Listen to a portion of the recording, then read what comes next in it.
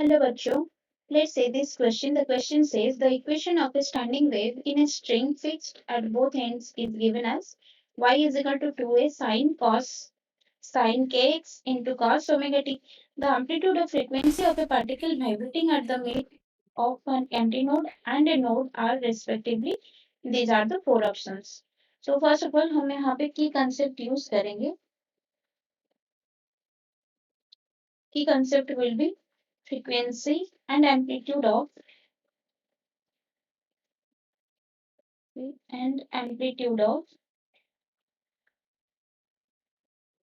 standing wave.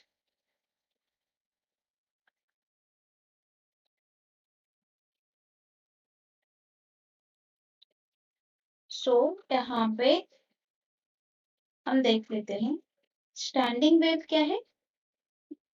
एक wave की मतलब स्ट्रिंग की दोनों पॉइंट को हम यदि फिक्स रखेंगे तो वहां पे इस तरह वेव बनेगा जिसको हम स्टैंडिंग वेव बोलते हैं. तो स्टैंडिंग वेव का इक्वेशन हमें गिवन है y is equal to 2a sin kx into cos omega T.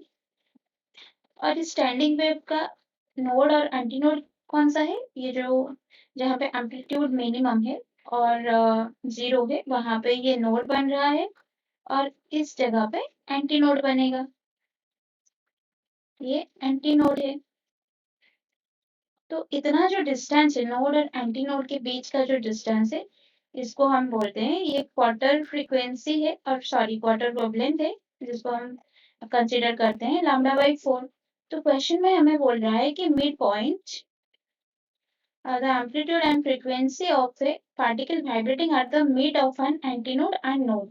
So यहाँ पे जो एंटीनोड और नोड के बीच जो मिड पॉइंट होगा यहाँ पे ये मिड पॉइंट की डिस्टेंस कितना हो जाएगा. ये डिस्टेंस कितना हो जाएगा लैम्डा बाई 4 डिवाइडेड बाई 2. तो ये कितना होगा डिस्टेंस लैम्डा बाई 8. तो यहाँ पे इक्वेशंस हमें क्या गिवन है यहाँ पे x हमें मिल गया लैम्डा बाई 8. इक्वेशन के हिसाब से मैक्सिमम फॉर मैक्सिमम एम्पलीट्यूड